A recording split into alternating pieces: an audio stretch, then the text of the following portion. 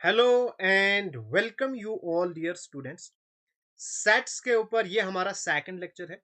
अगर आपने first lecture नहीं देखा है और आप कंप्लीट लेक्चर्स देखना चाहते हो इकोनॉमिक्स, स्टैटिस्टिक्स एंड मैथमेटिक्स पे, डिस्क्रिप्शन के अंदर आपको लिंक्स मिलेंगी प्लेलिस्ट की, जहां पे आपको कंप्लीट सिलेबस मिल जाएगा। अगर आप मेरे साथ टेलीग्राम पे जुड़ना चाहते हो, टेलीग्राम पे जाओ, वहां पे सर्च करो मलिक ट्यूटोरियल ऑफिशियल, उस ग्रुप को ज्वाइन करो।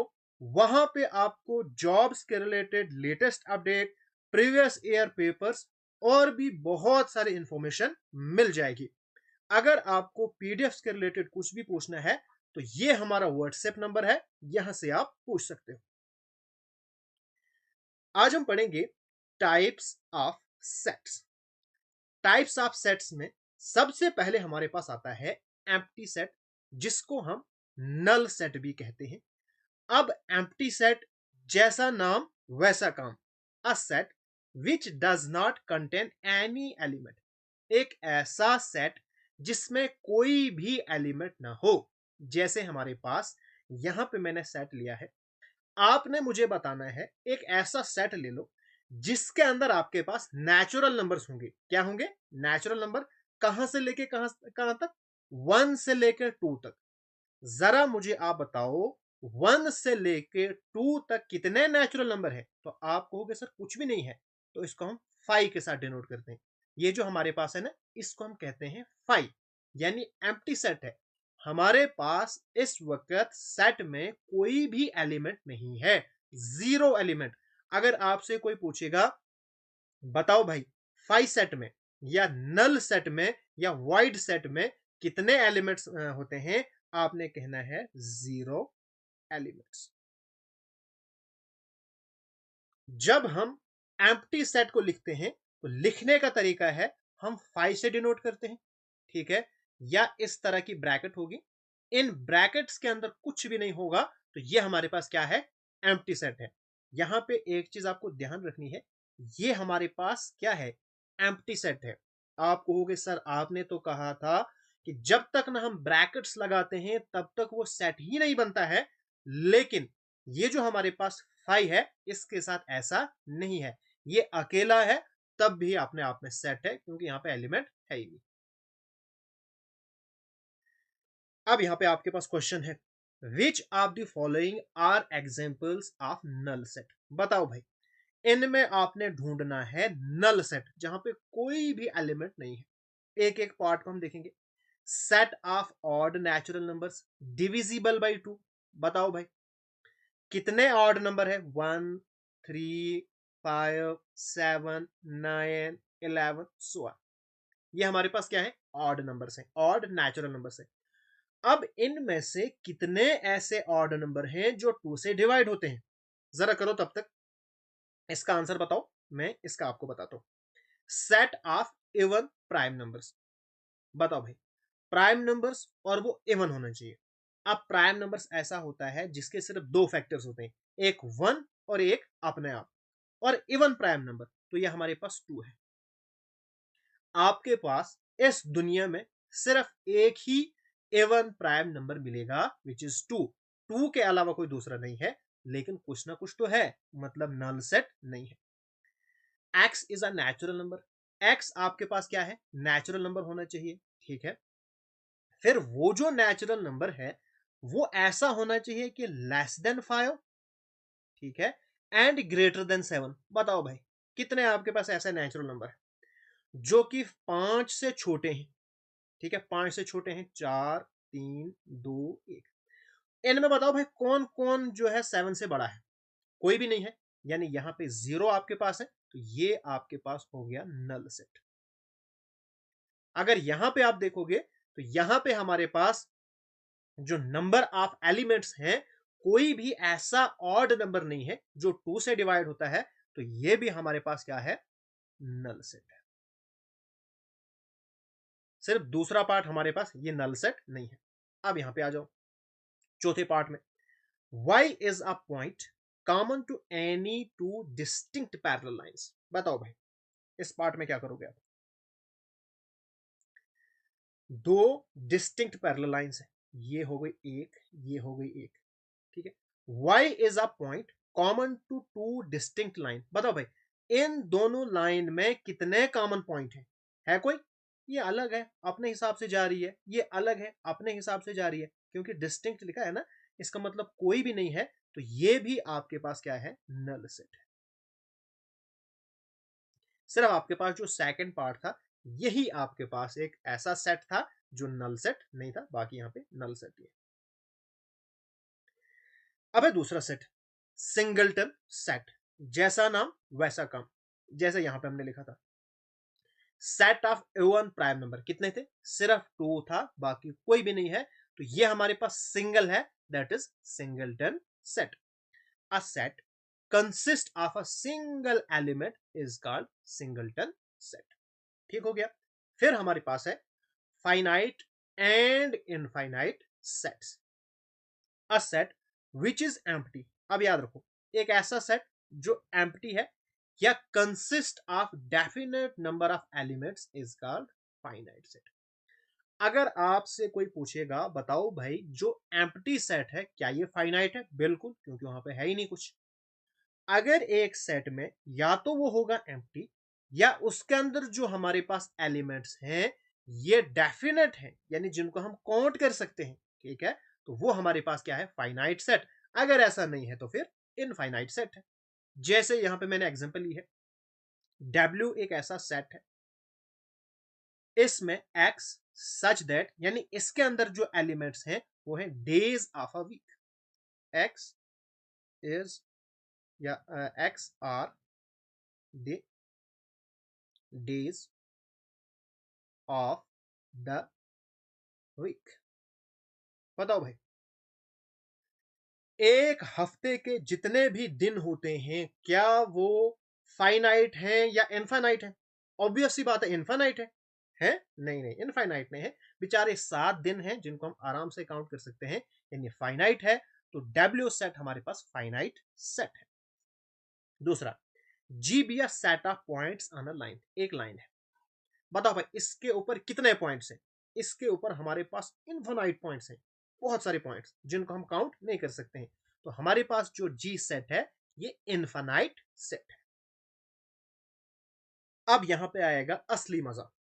यहां पे आपने फटाफट से आंसर करना है। क्वेश्चन नंबर 10 के मैंने 6-7 पार्ट्स लिए हैं, इनको आपको आंसर करना है।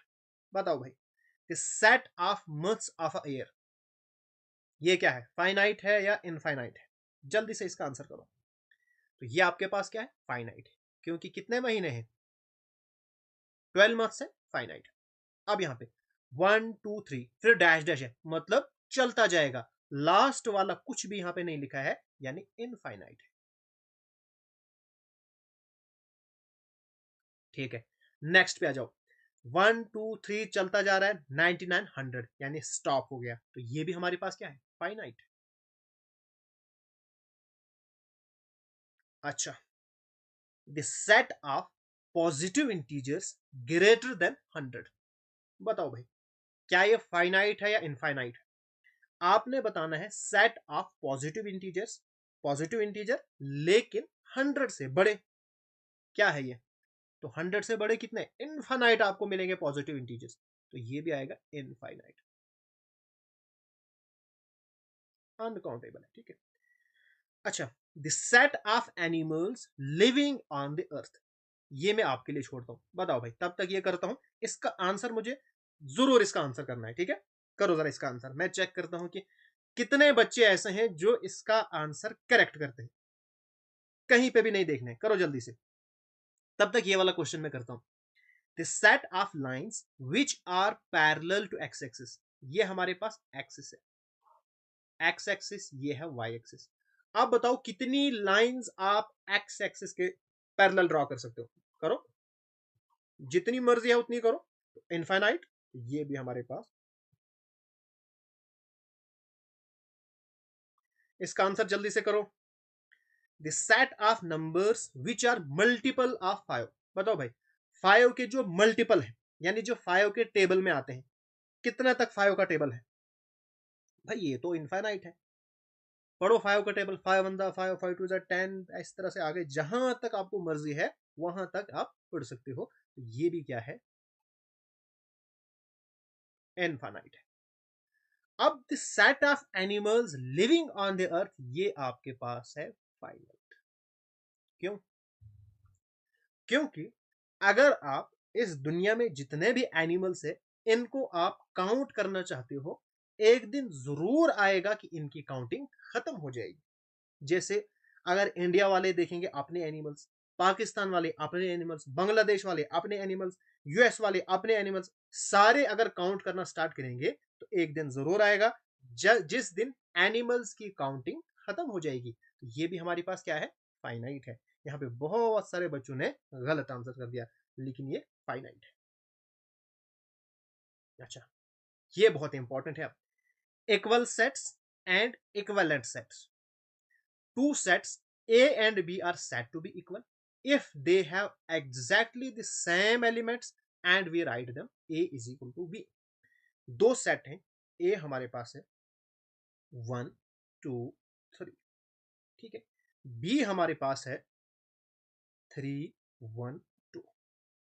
बताओ भाई, क्या ये दोनों सेट इक्वल हैं? पहला काम आपने देखना है कि यहां पे कितने एलिमेंट्स हैं। 1 2 3, 3 है, नीचे भी 3 है। अब ये सेम होना चाहिए, 1 यहां पे भी है, 1 यहां पे भी है, 2 यहां पे भी है, यहां पे भी है, 3 यहां पे भी है, यहां पे भी है। ये दोनों सेट इक्वल है, यानी ए इज इक्वल टू बी। आगे पीछे से कोई फर्क नहीं पड़ता है। अब आपके पास है equivalent sets. Equivalent sets are two or more sets that have the same number of elements। अब जब हम बात करेंगे इक्विवेलेंट सेट्स की, तो यहां पे सेम हो या ना हो उससे हमें कोई फर्क नहीं पड़ता है। सिर्फ इतना है कि सेम नंबर ऑफ एलिमेंट्स होने चाहिए। जैसे मैं यहां पे लिखता हूं EQUIVALENT, इक्विवेलेंट सेट्स। इसकी मैं एग्जांपल देता हूं। अगर फॉर एग्जाम्पल आपके पास ए है 1 2 3, बी आपके पास है 4 5 6, क्या ये दोनों इक्वल सेट हैं? इक्वल तो बिल्कुल भी नहीं है। यहां पे 1 है, यहां पे 4 है, यहां पे 2 है, यहां पे 5 है, कोई मैच ही नहीं है यार। हाँ, अगर मैं आपसे पूछूंगा क्या ये इक्विवेलेंट सेट्स हैं, आपने कहना है बिल्कुल ये इक्विवेलेंट सेट्स हैं। क्यों? क्योंकि इक्विवेलेंट सेट में हम कार्डिनलिटी देखते हैं, नंबर ऑफ एलिमेंट्स देखते हैं। 1 2 3, तीन एलिमेंट, 1 2 3, तीन एलिमेंट, खत्म कहानी। अब वो हैं क्या, उनसे हमें कोई भी फायदा, कोई मसला नहीं है। तो ये दोनों क्या है? Equivalent sets. Two sets will always be equivalent, but the converse of the same may or may not be true। अब यहां से आपने एक चीज ऑब्जर्व की होगी, अगर दो सेट इक्वल होंगे, जैसे ये बेचारे दो सेट इक्वल थे, ठीक है, तो ये इक्वलेंट भी हैं। देखो 1 2 3 1 2 3, तीन एलिमेंट है, ठीक। लेकिन एक सेट अगर इक्वलेंट सेट है तो जरूरी नहीं कि वो इक्वल भी होगा। इक्वलेंट सेट कभी कभार इक्वल भी होगा, नहीं भी होगा। जैसे यहां पे नहीं है, लेकिन कभी कभार हो भी सकता है। जैसे ये भी इक्वलेंट सेट है लेकिन इक्वल भी है। अब आपके पास है disjoint sets. The two given sets are said to be disjoint if they do not contain any common elements। दो आपके पास सेट्स हैं, उनको आप डिसजॉइंट कब कहोगे? जैसे एक सेट है, इसके अंदर है 1 2 3 4, फिर हमारे पास है दूसरा सेट, इसके अंदर है 2 4 6 7। अब देखो 2 यहां पे भी है, यहां पे भी है, 4 यहां पे भी है, यहां पे भी है। तो ये आपके पास डिसजॉइंट नहीं है, डिसजॉइंट नहीं है, ठीक है। अगर मैं लिखूंगा ए 1 2 3 4 और बी सेट में लूंगा 8 9 10, इनमें कोई है ऐसा एलिमेंट जो दोनों में है? नहीं है, यानी A and B are disjoint, disjoint sets. अच्छा, क्वेश्चन नंबर 11 है, which of the following pairs of sets are equal. आपने यहां पे बताना है कौन कौन से सेट्स इक्वल हैं। फटाफट से आंसर करो जरा, जल्दी से। मैं देखना चाहता हूं कि कौन कौन यहां पे करेक्ट आंसर करता है? X, the set of letters in A double L O Y, और बी सेट है the set of letters in L O Y A L. बताओ भाई क्या करना है आपने? ए, यहां पे भी ए, यहां पे ओ, यहां पे भी ओ, यहां पे वाई, यहां पे भी वाई, यहां पे एल, तो यहां पे भी एल। तो दोनों सेट इक्वल हैं, यानी both the sets are equal. इनको मैं लिखूंगा इक्वल। ठीक है, दूसरे पे आ जाओ। X is a letter in the word F O double L O W. B set है, इसमें लेटर्स हैं डब्ल्यू ओ एल एफ। बताओ भाई क्या ये इक्वल है? नहीं है। एफ यहां पे भी है, यहां पे भी है, L L O O W W. लेकिन मसला यहां पे है, यहां पे दो एल है, यहां पे एक ही एल है। लेकिन मैंने आपको बोला है जब भी हम बात करते हैं सेट की, तो a set is a collection of well defined distinct object. यहां पे हमेशा डिस्टिंक्ट आते हैं, अगर रिपीट होंगे तो उनसे हमें कोई फर्क नहीं पड़ता है। जैसे फॉर एग्जांपल, अगर आप बिस्किट बांटोगे, आप एक पार्क में बैठे हो, आपने कहा कि मैं हर एक बच्चे को एक ही बिस्किट दूंगा और एक बार दूंगा। एक बच्चा आपके पास 10 बार आ रहा है, तो आप क्या करोगे? आप उसको एक ही बिस्किट दोगे, चाहे वो आपके पास 100 बार भी आए। तो अगर हमारे पास एक सेट के अंदर कोई एलिमेंट 10 बार रिपीट हो रहा है, उसको हम मानेंगे नहीं, उसको हम हमेशा एक ही बार कंसिडर करते हैं। जैसे अगर मुझे यहाँ पे सेट लिखना होगा, तो मैं लिखूंगा एफ, फिर लिखूंगा ओ, फिर लिखूंगा एल और डब्ल्यू। खत्म।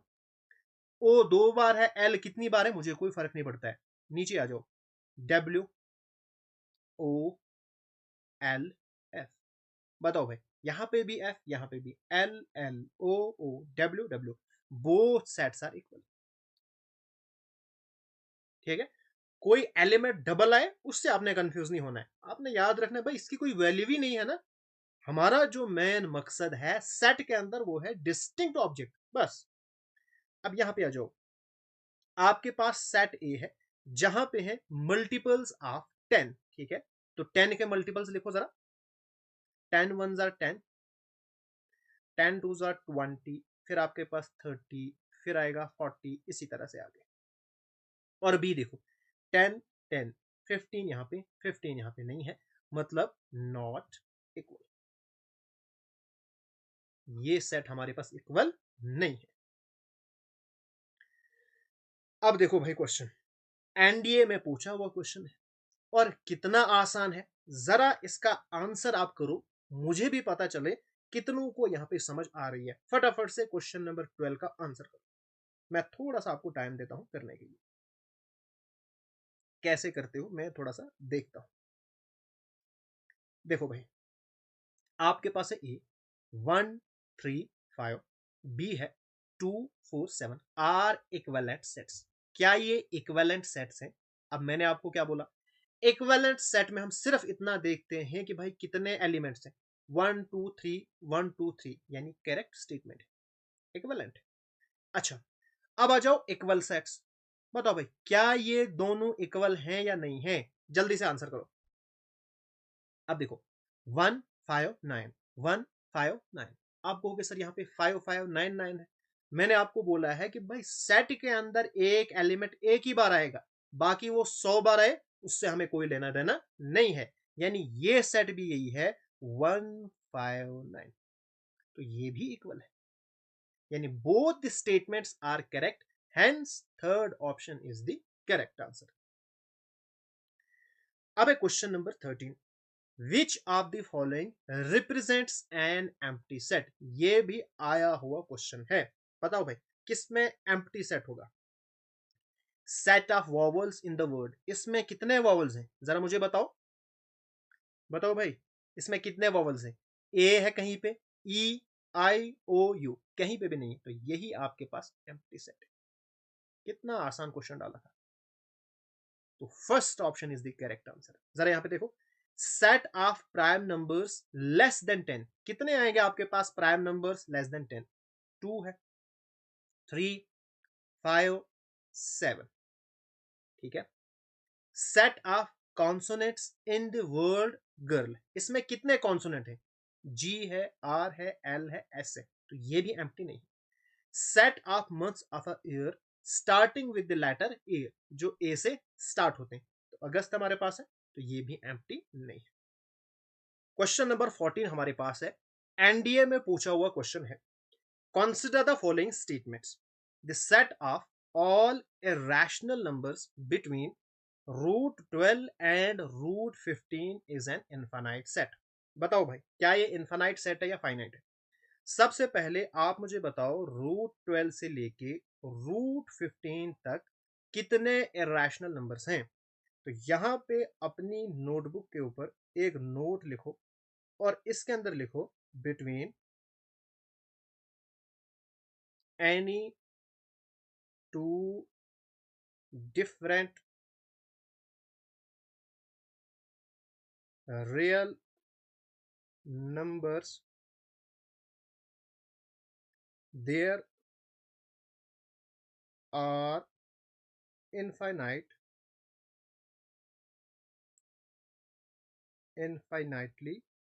many irrational numbers.